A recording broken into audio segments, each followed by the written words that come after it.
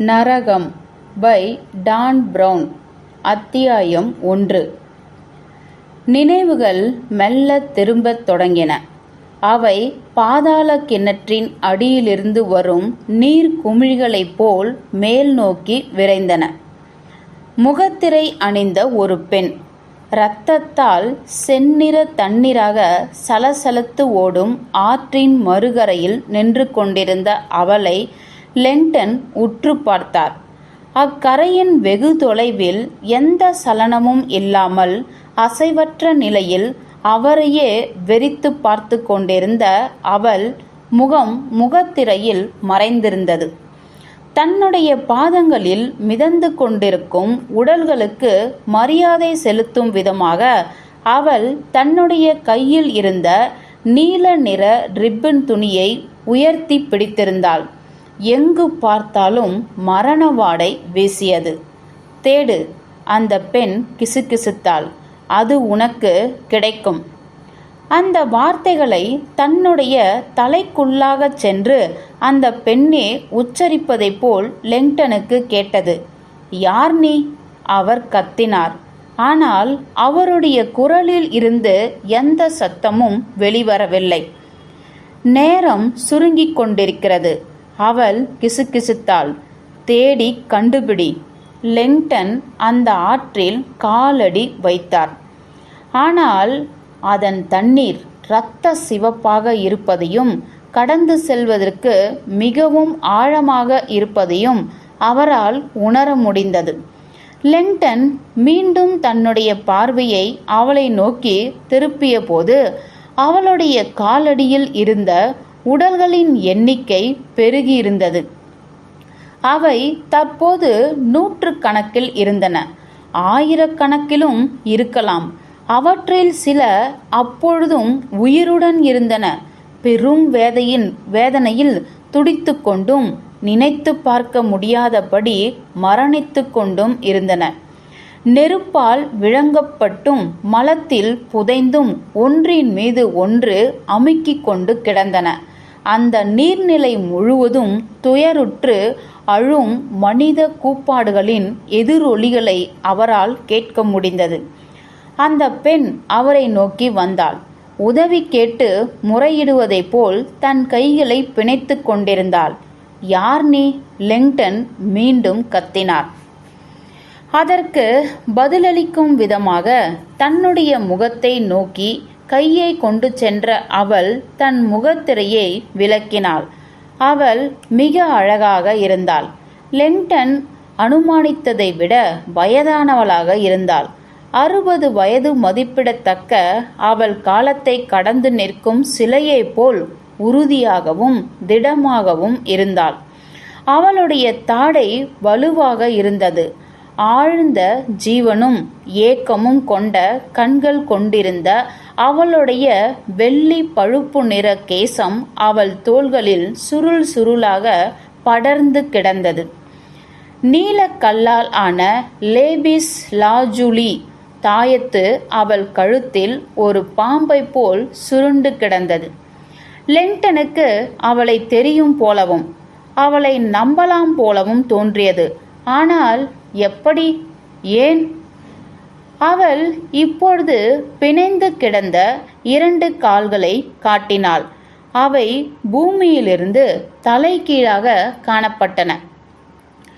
அவை நிச்சயம் தலையை குழிக்குள் வைத்து இடுப்பு வரை புதைக்கப்பட்ட ஒரு பாவப்பட்ட ஆன்மாவிற்கு சொந்தமானதுதான். அதன் வெளுத்திருந்த தொடையில் ஒரே ஒரு எழுத்து எழுதப்பட்டிருந்தது. அது சேற்றினால் எழுதப்பட்ட ஆர் என்ற எழுத்து. ஆர். லெங்டனுக்கு நிச்சயமாக தெரியவில்லை. ராபர்ட் என்பதில் உள்ளது போன்றா? அது நான் தானே? அந்த பெண்ணின் முகத்தில் இருந்தும் எதையும் தெரிந்து கொள்ள முடியவில்லை. அவள் மீண்டும் தேடி கண்டுபிடி என்றாள். எந்தவித எச்சரிக்கையும் இல்லாமல் அவள் வெள்ளை நிற ஒளியை வெளிவிடத் தொடங்கினாள். அது பிரகாசித்து கொண்டே சென்றது. அவளுடைய மொத்த உடலும் தீவிரமாக அதிர்ந்தது. பின்னர் இடியோசையுடன் ஆயிரக்கணக்கான ஒளி கீற்றுகளாக அவள் வெடித்து சிதறினாள். லெங்டன் சட்டென்று விழித்துக்கொண்டு கத்தினார். அந்த அறை முழுவதும் பிரகாசமாக இருந்தது. அவர் தனித்திருந்தார். மருத்துவத்துறையில் பயன்படுத்தப்படும் கடுகடுவென்ற ஆல்கஹால் வாசனை காற்றில் நிரம்பியிருந்தது.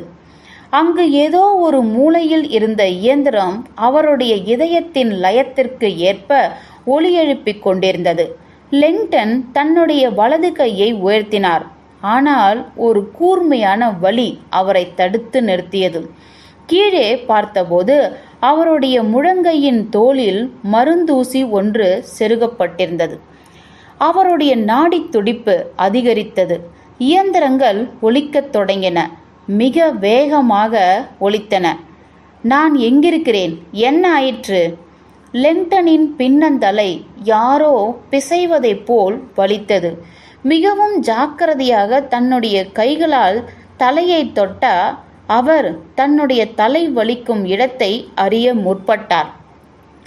கட்டு போட்டிருந்த தலைக்கு கீழே தழும்புகள் நிறைய இருப்பதையும் உலர்ந்த இரத்த திட்டுகளுடன் தையல் போடப்பட்டிருப்பதையும் உணர்ந்தார்.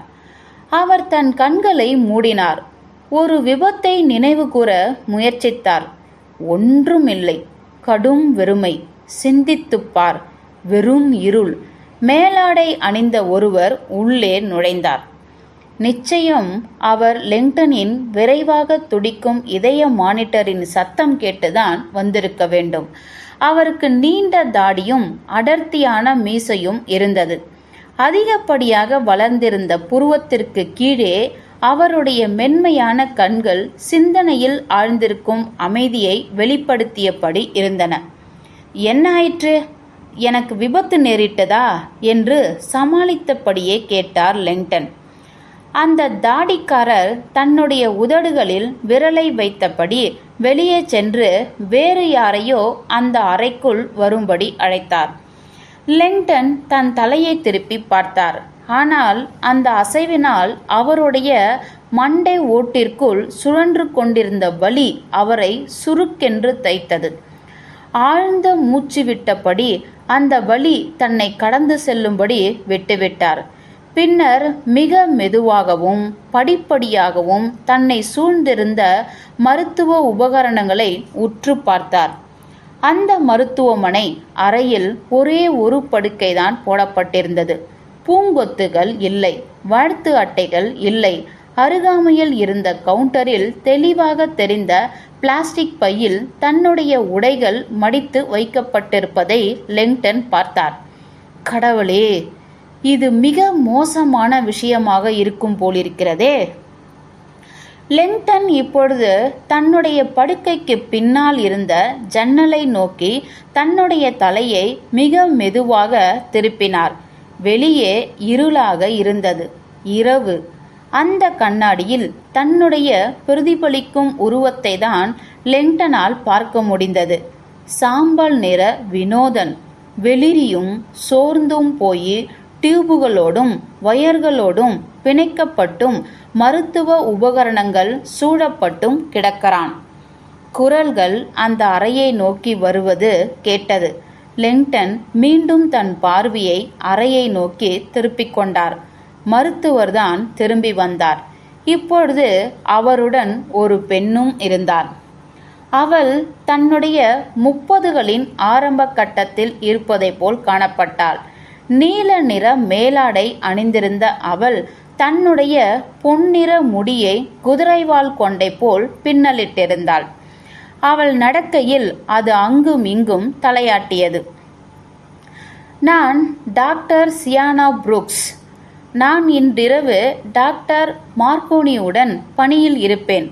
அறைக்குள் நுழைந்தபடியே பேசிக்கொண்டு வந்த அவள் லெங்டனை பார்த்து புன்னகைத்தாள். லெங்டன் பலவீனமாக தலையை குலுக்கினார். உயரமாகவும் வாலிபமாகவும் இருந்த டாக்டர் புரூக்ஸ் ஒரு விளையாட்டு வீரருக்கு உரிய உறுதியான துணிவுடன் நடந்து வந்தாள். எந்த வடிவமும் இல்லாத அந்த மேலாடையிலையும் அவள் வளைந்து நெளிந்து நேர்த்தியுடன் காணப்பட்டாள். அவள் மேக்கப் போட்டிருப்பதைப் போல் லெங்டனுக்கு தெரியவில்லை என்றாலும் அவளுடைய தோளின் பளபளப்பு வழக்கத்திற்கு மாறாக மென்மையாக காணப்பட்டது. அவளுடைய உதடுகளுக்கு மேலிருந்த சின்னஞ்சிறு மச்சம் மட்டுமே அதன் ஒரே மாசு மருவை போல் தெரிந்தது. லேசான பழுப்பு நிறத்தில் இருந்தாலும் அவளுடைய கண்கள் வழக்கத்திற்கு மாறாக ஊடுருவும் தன்மை உள்ளதைப் போல் காணப்பட்டன.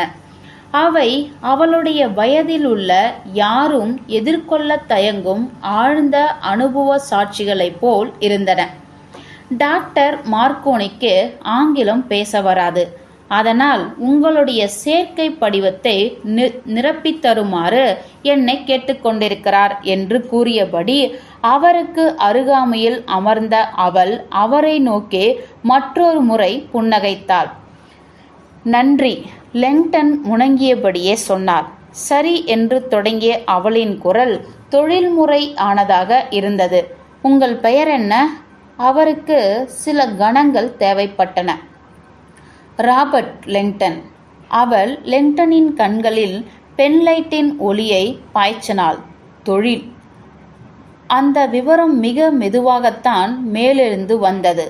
புரொஃபசர், கலை வரலாறு மற்றும் குறியீட்டியல், ஹார்வர்ட் யூனிவர்சிட்டி.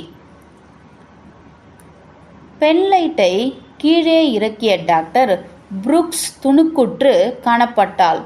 மொசு மொசுவென்று புருவம் கொண்டிருந்த டாக்டரும் அவளுக்கு சமமாக ஆச்சரியப்பட்டவராக காணப்பட்டார். நீங்கள் அமெரிக்கரா? லெங்டன் அவளை குழப்பத்துடன் பார்த்தார். அது என்றபடி தயங்கினாள். நீங்கள் இங்கே வந்தபோது உங்களை பற்றிய எந்த அடையாளமும் தெரியவில்லை. நீங்கள் ஹாரிஸ் டிவிட் கோட்டும் சாமர் செட் பாதனியும் அணிந்திருந்ததனால் நாங்கள் உங்களை பிரிட்டிஷ் என்று நினைத்துவிட்டோம். நான் அமெரிக்கன்தான் என்று லெங்டன் அவளுக்கு உத்தரவாதம் அளித்தார். ஆடைகள் நன்றாக தைக்கப்படுவதற்காக தன்னுடைய உடைக்கான முன்னுரிமைகளை பற்றி இவ்வாறு விளக்கம் அளித்து அவர் மிகவும் சோர்ந்து போயிருந்தார். ஏதாவது வலி இருக்கிறதா? என்னுடைய தலை என்ற லெங்டன் துடித்து கொண்டிருந்த அவருடைய கபாலம்தான் அந்த பிரகாசமான பென்லைட்டினால் சற்று மோசமடைந்தது. நல்ல வேளையாக இப்பொழுது அவள் அதை தன்னுடைய பாக்கெட்டினுள் வைத்துவிட்டாள். பின்னர் லெங்டனின் மணிக்கட்டை பிடித்து அவருடைய நாடி துடிப்பை பரிசோதித்தாள். நீங்கள் கத்திக்கொண்டே எழுந்தீர்கள், ஏன் என்று ஞாபகமில்லையா என்றாள் அவள். பின்னி பிணைந்து கிடந்த உடல்கள் சூழ்ந்த முகத்திரை அணிந்த பெண்ணின் வினோதமான காட்சிதான் லெங்டனின் கண்ணுக்கு முன்னால் பளிச்சிட்டது. தேடு, அது உனக்கு கிடைக்கும். எனக்கு கெட்ட கனவு ஒன்று வந்தது. எதை பற்றி? லெங்டன் அவளிடம் கூறினார். டாக்டர் புரூக்ஸ் அந்த விவரங்களை எழுதி கொண்டிருக்கும் போது அவளுடைய முகபாவனையில் எந்தவித மாற்றமும் இல்லாமலேயே இருந்தது. அப்படி ஒரு அச்சுறுத்தும்படியான காட்சியை எது தோற்றுவித்திருக்கும் என்பது குறித்து உங்களுக்கு ஏதேனும் அபிப்பிராயம் இருக்கிறதா? தன்னுடைய நினைவை விசாரணைக்கு உட்படுத்திய லெங்டன் எதுவும் வர மறுக்கவே தலையை குலுக்கினார். ஓகே மிஸ்டர் லெங்டன், அவள் எழுதி கொண்டே கூறினாள். உங்களிடம் சில வழக்கமான கேள்விகள் கேட்க வேண்டும். இந்த வாரத்தில் இன்று எந்த கிழமை? லெங்டன் ஒரு கணம் சிந்தித்து பார்த்தார். இது சனிக்கிழமைதானே. இன்று காலை நான் கேம்பஸை கடந்து சென்றது நினைவில் இருக்கிறது. மதிய நேரத்து விரிவுரை ஆற்றச் சென்றேன். பின்னர் அதுதான் எனக்கு நினைவில் இருக்கும் கடைசி விஷயம். நான் கீழே விழுந்து விட்டேனா? அதற்கு பின்னர் வருவோம். இப்பொழுது நீங்கள் எங்கே இருக்கிறீர்கள் என்று தெரியுமா? லெங்டன் மிக தெளிவாக அனுமானித்து கூறினார். மாசாசூசெட்ஸ் ஜெனரல் ஹாஸ்பிட்டல் தானே? டாக்டர் புரூக்ஸ் மேலும் ஒரு குறிப்பு எடுத்துக்கொண்டாள். உங்களுக்காக நாங்கள் அழைக்கும் வகையில் யாரேனும் இருக்கிறார்களா? மனைவி, குழந்தைகள்? யாரும் இல்லை, லெங்டன் மிக இயல்பாக கூறினார். பிரம்மச்சாரிய வாழ்க்கை அவருக்கு அளித்த தனிமை மற்றும் சுதந்திரத்தை அவர் எப்பொழுதுமே அனுபவித்து வந்திருக்கிறார். ஆனால் தற்போது இருக்கும் நிலையில் தனக்கு தெரிந்த முகம் ஏதாவது அருகில் இருந்தால் நன்றாக இருக்கும் என்பதை அவரால் ஒப்புக்கொள்ளாமல் இருக்க முடியவில்லை. என்னுடன் பணிபுரியும் சிலரை என்னால் அழைக்க முடியும், ஆனால் எனக்கு இப்பொழுது பரவாயில்லை. டாக்டர் புரூக்ஸ் எழுதுவதை நிறுத்தினாள். பெரிய டாக்டர் அவர்களை நோக்கி வந்தார். தன்னுடைய புருவங்களை பின்னோக்கி தடவிவிட்டு கொண்ட அவர் பையில் இருந்து ஒரு சிறிய வாய்ஸ் ரெக்கார்டரை எடுத்து டாக்டர் புரூக்ஸிடம் காட்டினார். புரிந்து கொண்டதாக தலையை குலுக்கிய அவள் தன்னுடைய நோயாளியை நோக்கி திரும்பினாள். மிஸ்டர் லெங்டன், இன்றிரவு இங்கே வரும்பொழுது நீங்கள் திரும்ப திரும்ப ஒரு விஷயத்தை பிதற்றிக் கொண்டே இருந்தீர்கள். அவள் டாக்டர் மார்க்கோனியை நோக்கி திரும்பினாள். டிஜிட்டல் ரெக்கார்டர் ஒன்றை வைத்திருந்த அவர் ஒரு பட்டனை அழுத்தினார். அந்த குரல் பதிவு ஓடத் தொடங்கியது. லெங்டனால் தன்னுடைய கரகரப்பான சொந்த குரலை கேட்க முடிந்தது. அதில் அவர் ஒரே விஷயத்தை திரும்ப திரும்ப சொல்லிக் கொண்டிருந்தார். வே சாரி, வே சாரி. இது நீங்கள் வெரி சாரி, வெரி சாரி என்று சொல்வதை போன்றே எனக்கு கேட்கிறது என்றாள் அவள். லெங்டன் ஒப்புக்கொண்டார். என்றாலும் அதை பற்றி அவருக்கு எந்த நினைவும் இல்லை. டாக்டர் புரூக்ஸ் அவரை நிலைக்குத்திய பார்வையோடு பார்த்து கொண்டிருந்தாள். இதை பற்றி நீங்கள் ஏதாவது சொல்ல முடியுமா? நீங்கள் எதற்காவது சாரி கேட்டீர்களா? தன்னுடைய தடங்கலான நினைவுகளை லெங்டன் ஆராய்ந்தபோது அவர் மீண்டும் அந்த முகத்திரை அணிந்த பெண்ணை கண்டார். இறந்த உடல்கள் மிதந்து கொண்டிருக்கும் அந்த இரத்த சிவப்பான ஆற்றின் கரையோரம் அவள் நின்று கொண்டிருந்தாள். லெங்டன் திடீரென்று தெளிவற்ற ஆபத்தின் உணர்வால் பீடிக்கப்பட்டார். அது அவருக்கானது மட்டுமல்ல, எல்லோருக்கும் ஆனது. அவருடைய இதய மானிட்டர் வேக வேகமாக கத்தத் தொடங்கியது. தசைகள் இறுக அவர் எழுந்து உட்கார முயற்சி செய்தார். டாக்டர் புரூக்ஸ் லெங்டனின் நெஞ்சுக்கூட்டை விரைவாக அழுத்தி பிடித்து அவரை படுக்க வைத்தாள். பின்னர் அந்த தாடிக்கார டாக்டரை ஒரு கணம் நோக்கினாள். அவர் அருகாமையில் இருந்த கவுண்டருக்கு சென்று ஏதோ ஒன்றை தயார் செய்ய தொடங்கினார். டாக்டர் புரூக்ஸ் லெங்டன் மீது தலை கவிழ்ந்தபடி இருந்தாள். மூளை காயங்கள் ஏற்பட்டால் மன அழுத்தம் ஏற்படுவது சாதாரணமான விஷயம்தான் லெங்டன். ஆனால் நீங்கள் உங்களுடைய இதய துடிப்பின் அளவை கீழேயே வைத்து கொள்ள வேண்டும். அசையக்கூடாது, பரபரப்படையக்கூடாது. அப்படியே இருந்தபடி ஓய்வெடுங்கள். உங்களுக்கு எல்லாம் சரியாகிவிடும். உங்களுடைய நினைவு மெல்ல திரும்பி வரும். இப்பொழுது ஒரு சிறு சிரஞ்சியுடன் திரும்பி வந்த டாக்டர் அதனை புரூக்ஸிடம் ஒப்படைத்தார். அதை அவள் லெங்டனின் நரம்புகளில் செலுத்தினாள். உங்களை அமைதிப்படுத்த ஒரு லேசான மயக்க மருந்து, இது வலி நிவாரணியாகவும் உங்களுக்கு உதவும் என்று விளக்கினாள். பின்னர் எழுந்து நின்றபடியே, உங்களுக்கு எல்லாம் சரியாகிவிடும் லெங்டன், கொஞ்சம் தூங்குங்கள். உங்களுக்கு வேறு ஏதேனும் தேவை என்றால் உங்க படுக்கைக்கு அருகாமையில் இருக்கும் பட்டனை அழுத்துங்கள். வெளிச்சத்தில் இருந்து வெளியேறிய அவள் அந்த தாடிக்கார டாக்டருடன் புறப்பட்டு சென்றாள். இருளில் அந்த மருந்து தன்னுடைய உடல் முழுவதும் சட்டென்று கரைந்தோடுவதை லெங்டனால் உணர முடிந்தது. அது அவருடைய உடலை எங்கிருந்து உருவானதோ அங்கிருந்து பின்னோக்கி இழுத்து ஆழமான கிணற்றுக்குள் தள்ளியது. அவர் அந்த உணர்வுடன் போராடினார். அந்த அறையில் நிலவிய இருளில் தன்னுடைய கண்களை திறக்க கட்டாயப்படுத்தினார். எழுந்து உட்கார முயற்சித்தார். ஆனால் அவர் உடல் இரும்பை போல் இறுகி போயிருந்தது. லெங்டன் நிமிர்ந்து உட்கார்ந்தபோது தான் ஜன்னலை பார்த்து அமர்ந்திருப்பதை உணர்ந்தார். விளக்குகள் அணைந்து விட்டன. கருத்திருந்த கண்ணாடியில் தெரிந்த அவருடைய பிரதிபலிப்பு மறைந்து போனது. அது தொலைவில் ஒளிரும் அடிவானத்தால் பதிலீடு செய்யப்பட்டிருந்தது. ஸ்தூபங்கள் மற்றும் கட்டிட முகடுகளுக்கு நடுவே இருந்த ஒரே ஒரு ராஜகோபுரத்தின் முகப்பு மட்டும் லெங்டனின் பார்வையில் பார்வையை ஆக்கிரமித்தது. அந்த கட்டிடம் கூர்முனை கொண்ட பாதுகாப்பு தளத்துடன் கற்கோட்டையைப் போல் காணப்பட்டது. அதில் இருந்த 300 அடி கோபுரம் அதன் உச்சிக்கு சற்று கீழே வெளிநோக்கி பெருத்து ஒரு பெரிய போர்க்கள பாதுகாப்பு அரணை போல் காணப்பட்டது. லெங்டன் படுக்கையில் நிமிர்ந்து உட்கார்ந்தார். அவருடைய தலைக்குள் வலி வெடித்து சிதறியது. எரிச்சலான துடிப்புடன் போராடி கொண்டிருந்த அவர் அந்த கோபுரத்து பார்வையை நிலைநிறுத்தினார். அந்த மத்திய கால கட்டுமானத்தை பற்றி லெங்டனுக்கு நன்றாக தெரியும்.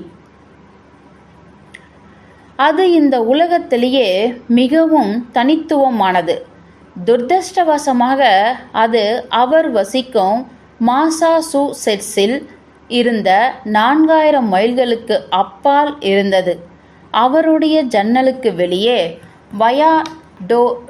டோரேகெல்லியின் நிழலில் மறைந்தபடி வலுவான உடற்கட்டு கொண்டிருந்த ஒரு பெண் தன்னுடைய BMW மோட்டார் சைக்கிளில் சாவதானமாக உட்கார்ந்திருந்தாள். ஒரு கருஞ்சிறுத்தை தன்னுடைய இரையை நோக்கி பாய தயாராவதைப் போல் அவளுடைய உள்ளுணர்வு இயங்கிக் கொண்டிருந்தன. அவளுடைய பார்வை கூர்மையாக இருந்தது. நெருக்கி வெட்டப்பட்டிருந்த அவளுடைய தலைமுடி தூக்கிவிடப்பட்டிருந்த கருப்பு தோல் அங்கிக்கு மேலே குத்திட்டு நின்றது. அவள் ராபர்ட் லெங்டன் இருக்கும் மருத்துவமனை அறையின் விளக்கு அணைக்கப்படுவதை உற்று பார்த்து கொண்டிருந்தாள். முன்னிரவில்தான் அவளுடைய மிஷின் மிக மோசமாக நிலை குலைந்து போனது. புறா ஒன்றின் குணுகல் ஒலி எல்லாவற்றையும் புரட்டி போட்டுவிட்டது. இப்பொழுது அவள் அதை சரி செய்ய வந்திருக்கிறாள். அத்தியாயம் 1 முடிந்தது.